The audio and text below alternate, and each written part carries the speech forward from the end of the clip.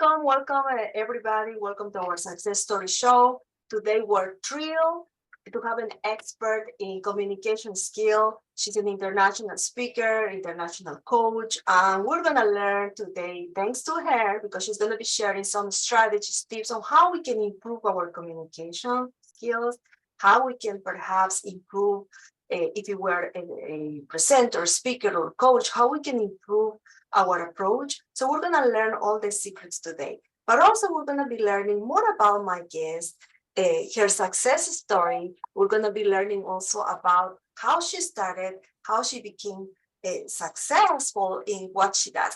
So let me tell you more about my guest.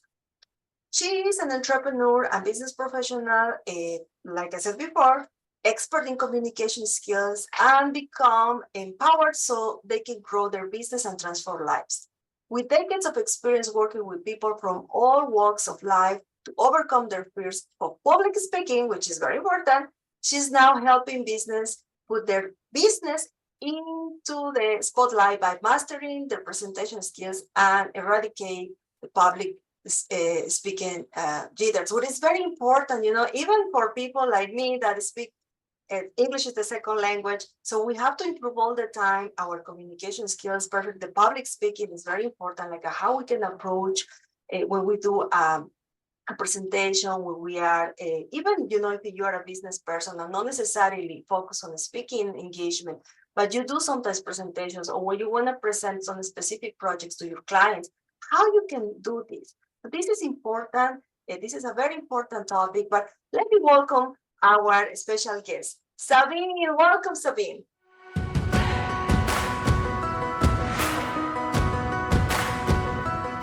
Oh, I'm so happy to be here. Thanks for having me.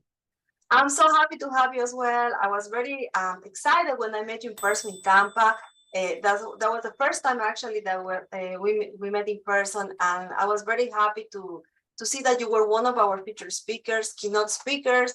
And also I heard your presentation and you're just amazing. For everybody that wants to see the presentation, you can go to our YouTube channel and check what she did that day, but it was phenomenal. Sold out. A lot of people went there to see you, and I'm very happy that you are now part of our global network. Well, I'm so thrilled to be part of the global network. And I tell you, Maria, the experience that I had with your organization was fantastic, and the feedback that I got was great. So I'm happy to share more of my expertise and of my story. Definitely. So let's start with your story. Tell us how you became this successful international coach and speaker and trainer, basically for communication skills. Well, as you know, those things don't happen overnight. And in many cases, it's a journey. Not in many cases, I would say in all cases. It's a journey. And for me, that journey began in Germany. As you mentioned, English is not your first language. It was not my first language either, or it is not my first language. I was born and grew up in Germany. And actually, I didn't start out in this métier at all. You see, when you grow up, you don't know what you want to do, right? When you grow up. So I listened to the well-meant advice of my dad, who said, Sabine, find a job with benefits and a good salary so you can pay your bills, right? And have something left over for your hobbies, which I did. And I started a total different area. I was in business and I ended up working for an insurance company as a claim adjuster. So when people who know me now say, what happened, Sabine? Well, I tell you, you start somewhere. And even it is not the right place for you at that time, but you start somewhere. But I tell you what, I truly believe in your soul's calling. And you get those little nudges from your soul, say, something is not right. And it didn't feel right. And I still remember that, Maria, and it's a long, long time ago. But one day I found myself staring out of the office window, thinking to myself, I cannot do this for the next 40 years. What is mine to do? Ask and ye shall receive. That same week, I had a chance meeting, so to speak, with my former drama and music teacher. I went down the subway down to my home, and there I bumped into him. And we had a short conversation. But then he asked me a question. And that literally, the answer literally changed my life. He asked me, Sabine, are you still active in your acting, dancing, and music? What I did in school my entire time. And I had a group. I said, no. And then the one sentence he told me changed everything. He said, what a shame, Sabine. You are so talented. And that was bam. It woke me up and I thought he was right. And this is when I started changing my career. I wanted to become an actress. I had no idea how. This was not in my family. But you know what I always teach my clients today? The how doesn't matter, but your why does. And my why was in my heart. This is what I love to do. And so I went home. I opened up the yellow pages, and yes, it dated me a little bit. That was a long time ago. I called an acting school, got auditioned, got started, got in, and never looked back. So what is your expertise? I mean, you were dancing any type of music, or what was the thing that you were doing? So I was I was a triple thread, what they call in the entertainment industry, actor, singer, dancer. So I was a musical theater performer. And the first couple of years, I did straight plays in Germany. I did many different plays, and then I kept continuing my education. I continued with taking dance lessons and acting lessons, and I started late. And that is another little clue here that I wanted to leave for your listeners. It doesn't matter when you start. You can start at any time, no matter how old, no matter where you are, no matter what your background. I literally, Maria, stood in ballet class with kids and teens, and I was already a young adult. But I didn't care. I didn't care. I wanted to hone in my craft and became better and better and better. And then I even got a paid education as a musical theater performer, because in Germany, you didn't have a lot of musical theater performers who could sing and dance all at once. So I did that. And then I literally started plays like Your Goodman, Charlie Brown, and Nonsense, and the first German production of Les Miserables. I played Madame Thénardier, and it was just a beautiful experience. And I did this for 10 years. I was a stage and TV actress for 10 years. Then I became a director. So I traveled the world, put on different shows at different vacation spots. And that gave me my directing legs, so to speak. And then there was another transition. See, there always transition in your journey that led me to where I am today. Wow, I can't believe just like that, you decided to change the industry, say, I'm gonna go back to what I like, which is dance and act. And then you did it. You did it for 10 years, you traveled worldwide. So I'm so happy to hear that, because a lot of people don't do it. They say, I'm not gonna move from my comfort zone. I'm gonna stay here. Probably, yeah, I would like to do this. That's my dream, but I don't want to do it because I'm secure here. I'm safe here. And that's one of the reasons why you become an entrepreneur and people stay, as an employee in a company, which is nothing wrong with that. But that's, I believe, the main difference when you want to be an entrepreneur and when you want to stay working for somebody. Right. How come you decided to change then after, doing all the things that you like, to switch to something else and become this international coach? So again, it all has a little bit of what happened in your personal life. At that time, I was married, and we were thinking, okay, what are we going to do? Because it is a valid question. Also, what you said, some people have a more, different drives. So we have different human drives. It's like security. We all have those basic 4 human drives: security, the certainty, then the variety, and then we also want to contribute to life. But I was driven to variety. That's what I love, and significant, to do something different.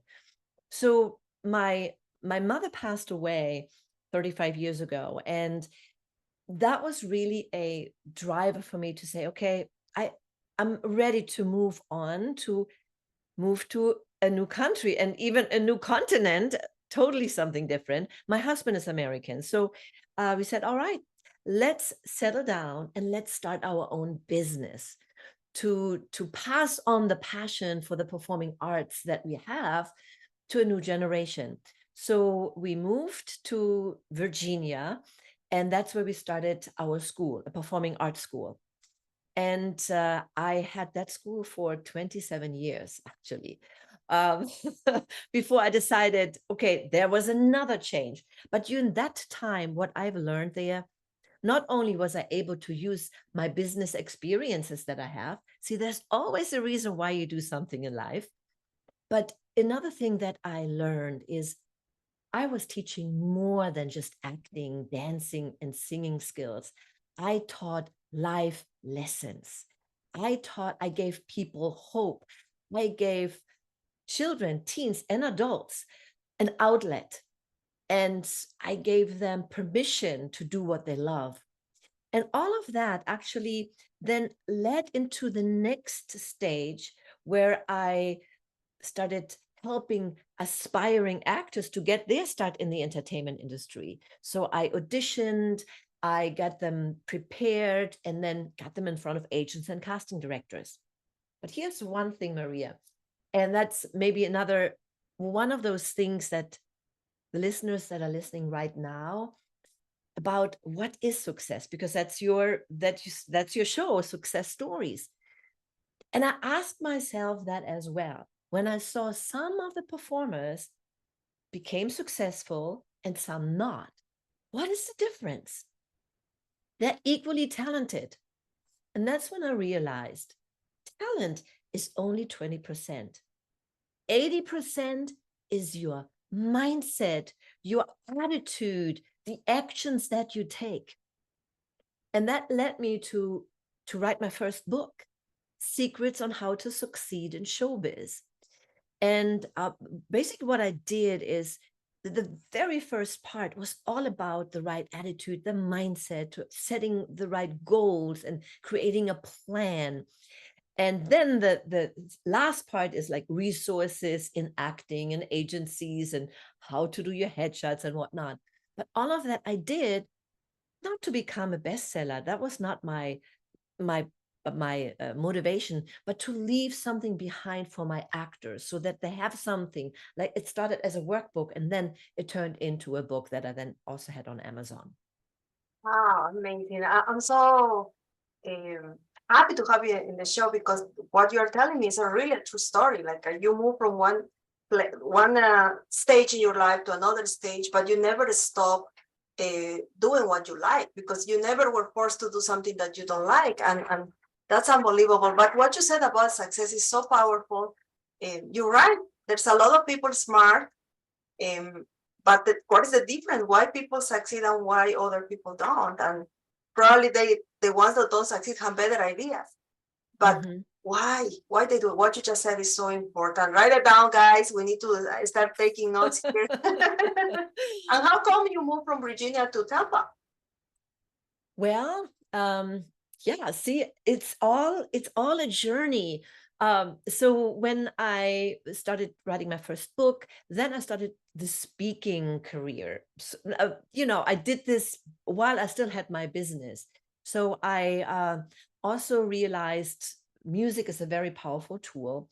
And at that time, actually, I was a music minister for our church that actually held their service in our facility, in our studio. They rented that space, and that's how I got involved. And then I started realizing how music can empower the message that we receive in life. That's why music is very powerful. And then I started writing songs for the service. And later on, I started writing songs for my talks. I gave presentations and talks, and I incorporated inspirational music in my talks. Really? And then people started saying, oh, I want to have something. Do you have a book? And at that time, I spoke to the different audiences, not just for actors and performers. So for people from all walks of life and entrepreneurs. And then I wrote my second book called Unlock Your Full Potential, where I then took everything that I already knew and what I incorporated in my first book, and then I enhanced that and built on that and put together 10 steps. And I call it 10 easy steps to live the life you imagine. And after each step, after each chapter, I have a step for them to take action. So the action steps. So after each chapter, and that was very powerful. And then people could take something. And Maria, I would love to offer this to your listeners, just a free download, digital download of my book, Unlock Your Full Potential. And you can put this in the show notes if you want. But they can also get it on my website, Absolutely. Yeah, we're sabinekvenberg.com. gonna put right now on the screen so people can access to that information. It's amazing. And people like you is the ones that I believe are the mentors for a lot of not just women, but everybody that wants to start a business. They wanna, they have ideas, they have dreams, but they just need that additional push to do it. So what Right. you're saying is very inspirational, and people should not hesitate about what they want to do. And you already wrote 2 books. You were in the let's call it music and dancing industry, right? Because, by the way, it's very competitive. It's not easy because there's a Yeah. lot, of people that's trying to do the same, and getting to a point like you succeed or starting your own business in that industry is not an easy work. I'm sure that you have some challenges. Tell us some of the challenges that you went through in your life, Sabine. Yeah. So yeah, there are challenges, but it all depends on how you take them. And of course, when I was younger, I took them differently, right? As when I overcome challenges today. But there are always challenges, but it's a good thing, and it's how you see it. Don't see it as oh, it's bad. No, it's good. That moves you forward.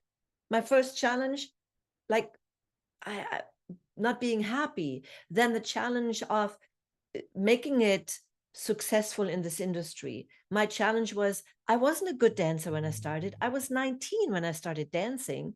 So what do?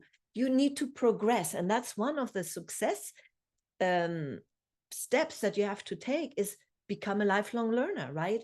So, but the biggest challenge I would say that I found myself was um, well, first of all, to move and to build your business, it was a challenge. First, we wanted to start safe, right? We had a house and we wanted to start our business in the basement.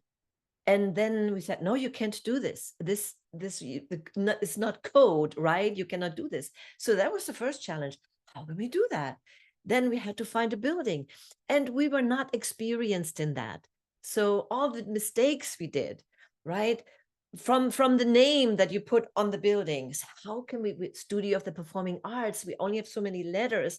What can we do?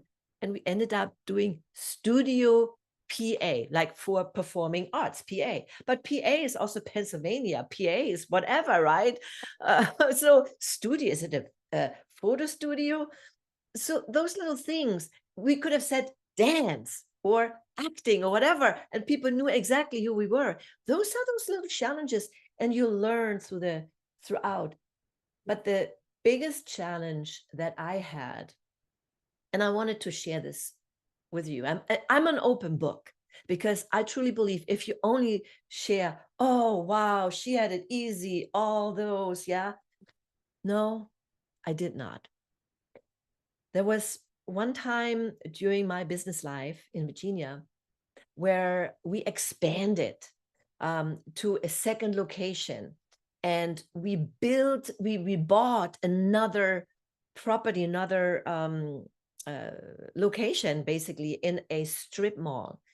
And we invested a lot of money.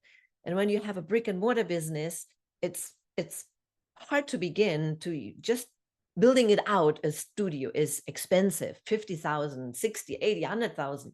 But then we also bought the building. Now, mind you, that was just before the crash, the financial crash, the real estate crash in 2009. I mean, we literally put our signature on the dotted line just before it all started to crumble and then crash. And we tried to stay afloat, but we had also another property, and everything was just kind of the house of cards, which it really was, started to crumble. And we had to make a difficult decision and take advantage that is there for business owners to say, we have to go through bankruptcy. There's no other way we can hold it. But here's one thing: when you find yourself in that situation, it's not bad. It's not something that you are marked for the rest of your life. It's something that you can do, especially as business owner. Now, when you do overspending and you live irresponsible, there's still a way you can start at zero with nothing. But when you're a business owner and you find yourself in the situation, there are many different ways that you can still keep something of what you build. And that was our first studio. So we said, okay, there's the different chapters. We did chapter 13, so you can hold on to something, so you can continue with your business, but you can let go of the other things. But with that said, we had to let go of our first dream home that we built. It was on the lake, but we were so confident and not smart enough, even though I was already in business, that we put everything against that new property as security. And one of them was our home. Oh my goodness. Wow. And let me tell you, when you see that you have to let go of that, I still remember it was December in 2009. And we were packing everything up. And it was literally the last day before we had to turn over the key to the bank. And, the bank gives you an incentive and you clean everything up. You get like a $2,000 incentive, whatever. It's not much, but my generation and where I come from, I would have done it even without the $2,000. That's just who I am. But we were there the last day, and then what happened was, it was winter, it was freezing cold, and then the gas that we had in the tank, it was empty, and of course we didn't want to clean to fill it up again. So it was freezing cold, and the last thing that we had in the house was our blow-up mattress, because everything else we sold or put in storage. So it was a blow-up mattress. And my husband and I, and then our two dogs, we had two dogs, we all huddled together, and I was never happier to have the two dogs on the bed. So we kept each other warm. And that was a time in my life. If you ask me what was challenging, that was a challenging situation. But here's one thing, if I can give one piece of advice from this experience, is the right mindset. When it depends on how this situation is what it is, but how you think about it, the thoughts that you give it will create the emotions that you feel and the actions that you take. So I chose, because at that time I was already, I did all my courses and all the education that I had with the people that I worked with. So I changed to, you know what? A lot of millionaires, when you hear about that, went through bankruptcy. So I'm just part of the millionaires club. So that was one thing. And then the other thing that I did was, there was a famous TV doctor who said, people who go through bankruptcy will lose 7 years of their lives. I said, not me. I am not losing 7 years of my life. And then I focused on what I had. I had a loving husband, my 2 dogs. And Maria, what I thought was, you know what? Even if I had to sleep under a bridge, I feel happy. I am happy. And this is how I approached it. And then I want to finish up with that to let people know that you can overcome anything. We had to move in with our folks for a couple months. It was just Christmas. It was the right time. But then we started traveling, because that's what we wanted to do before this all happened, because we were about to sell our business, but then we had to step back. But we ended up visiting friends. And now to your question, how you end up in Florida. We visited friends in Florida, in St. Augustine. I did a 5K run. After that, I sat down. I said, "Oh, that's actually And then we decided to move, and we lived there. And I was never happier that first year when we lived in Florida. We had the littlest as far as cash flow goes, but the richest life.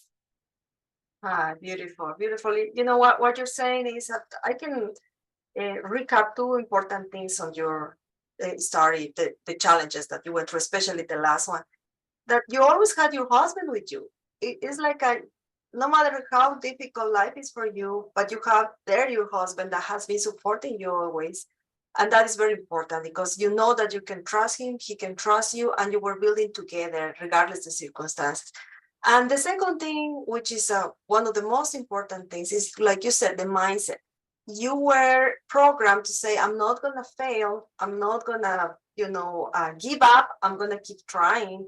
And no matter how bad the situation is, I'm not going to stop being happy, which is so important. When things are not going the way we think or we want or we were expecting, suddenly we feel frustration, stress, and the last thing we want to do is to be happy. So, but sometimes you don't imagine and you don't think that the money is not going to bring you happiness, because you can have money, but you can still have, family problems, health problems, and everything is going to be in your mind the way you want to live. So I love what you're saying about a happiness, mindset, but especially the message here is don't give up. Keep trying, keep going. Life is, ups and downs, but you have a clear goal, and that's where you're going. And you end up in Florida and an international speaker, international coach. So tell us now the strategies to succeed in communication skills. What we should learn today, Sabine? Yeah. So after I sold my business, I then worked with entrepreneurs because I realized the importance of communication. And one of the things, and you probably already saw that on the conversation that we had, the number one very powerful tip that I can give you is incorporate stories in your communication when you speak, when you talk to your potential clients, because stories grab your attention. And stories also help you teach something, right? So the stories that I shared with you up to this point, you were also learning from that. Not only were you captivated by that, but you also were learning how to overcome challenges, what to do, that the mindset is everything. So that is the number one tip that I can give everybody, to do that. But the second thing is how do we communicate? The way we communicate. And when you communicate either in person or like we do now on Zoom, on screen, on video, you have to understand a couple things.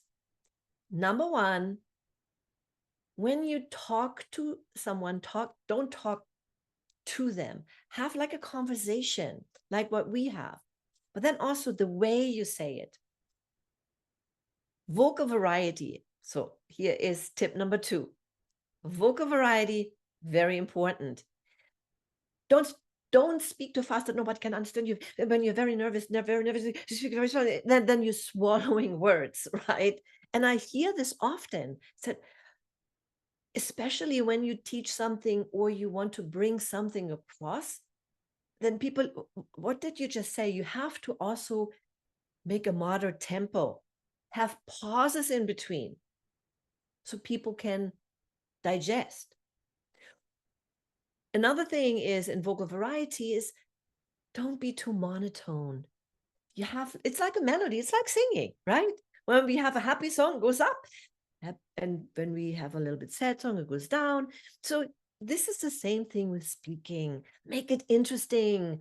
And people are more likely to stay and listen. And the other thing is body language. You see, I am sitting, you're sitting right now, but there's also an energy. Oftentimes I stand, I have a desk that goes up and down, but even when I'm sitting, I'm sitting straight. So, you know, when you slump down, you're over, that's not very confident. Also, when you stand, the way you stand makes a big difference. So those are a few tips that I can give for actually doing it. But there are, of course, many other additional tips. And when you put together a story, not a story, but when you put together your presentation, even if it's just like a elevator pitch, or you give a 10-minute presentation, or like a half-hour, 30-minute presentation that I did, there's a certain way how you structure your talk and how you communicate, that it also be a two-way communication. As you saw what I did, the whole room was Your involved, right? presentation was amazing. I was like, I want to stay all the time. I don't want to deal with anything else. I love it. So Yeah. you do also this coaching, I assume, is like by session, because you cannot become an expert in one class, of course. But you teach people all these steps in different sessions. It's a private coaching, but also you do presentations as international speaker. So your main clientele is what type of companies? A small business, medium-sized companies? What is your concentration on that, Sabine? So I work with entrepreneurs, solopreneurs, and business owners, but I also work with CEOs in like with companies. So I go into companies to help CEOs, leaders, to have better communication with their peers and with their employees, because Cool. you have to have that, right? Yeah. That's when I speak, when I go into companies. But as a coach, I also have an online program, which is a course and group coaching that people can work on their own pace. And then we have a weekly Q&A and group coaching programs where I basically help them answer question and coach a little bit more than that's what's in the course. So I add on to it, because here's what I notice, Maria. Oftentimes people buy courses, and it's from my own experience. And sometimes you don't even finish it because there is no guidance above what you can see on video, right? You don't get accountability. So this is what I knew from my own experience. So I wanted to do this a little bit differently. When I work with entrepreneurs, I give them strategies. It's not just the talk, but I also work on mindset and also how they incorporate it into their business. What you need to do to get speaking gigs, because that's whole nother topic. So I help especially new entrepreneurs who have no idea how to start, because it has, number one, never been easier to start your online business, but at the same time, never been harder, because everybody in the world can do it now. Yeah. So I have it structured so they have a guideline and guidance, and then the coaching attached to it, and a group coaching. But I also I have my private coaching clients who want to have more of me. Of course, they can have that as well. I love it. So you are one-stop shop. You have all the tools and the strategies to become an expert in communication skills, regardless the industry or the type of business you have. I love it, Sabine. This is just the beginning. I believe that your presentation and the things that you do are so important for not just women in business, but in general, for any entrepreneur, that we need to invite you again to keep sharing with us more tips until, people says, okay, I want to reach Sabine because this is just the beginning and I want to become an expert on this. But for everybody that is watching this episode, we're going to be sharing some information. The contact information is on the screen. If you have more questions, if you want to work with her, she can help you. She can guide you. You heard her story. It's not just about success, but it's about mindset, about building your happiness every day, and especially achieving your goal. And I love that because when you have you're focused and you have a specific goal, no matter how many problems you have on the way, but you don't get distracted. I think that is a very important lesson that I learned today. Of course, the challenges that Sabine went through are extremely powerful for me because it gives you the message that you don't give up. Imagine losing almost everything and you keep going, you don't give up, and you overcome that challenge.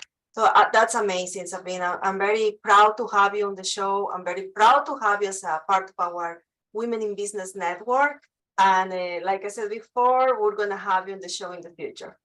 Yes, thank you so much, Maria, for having me. And one thing that I can give as maybe the last little bit for everyone who's listening, you're being given challenges to grow and to progress. And when you see a failure as failing forward, then you cannot be anything else but successful. And that is when you have that in your heart. And I'm a believer, and I believe God will give you nothing else that you cannot overcome. And when you do this, your life will get even better, like as you can see now. So here you have it. Yes, and next time I want to see your dogs. Yes. Actually, you know what? They are right here. They're with me here in my office. So so they are part of the story. yeah. Well, actually, these are the second. Let me see if you can see them. Okay, here's my office. That's that is Freya, and here's my other dog. Let's see if I can get him here. Oh, Look at beautiful. They make you company all the time. Yep, they are laid here. So that was a little bit behind the scenes here in my office. And yeah, here, that is where I conduct my business and my office. And next week I'm flying out, and as I mentioned with you, I'm in Costa Rica in November, and I still can do my business there. I just came back from Germany, and I still had my clients because everything is online. And yes, absolutely. The power of communication is not just about skills, but also about technology, right? Yes, exactly. Sabine, thank you so much. I wish you the best. Hopefully we're going to see you in person again soon. And for everybody, remember, take notes, replay this video all the time, because this is a powerful message that is going to encourage you to improve in whatever you want to do. Thank you so much, and see you next time.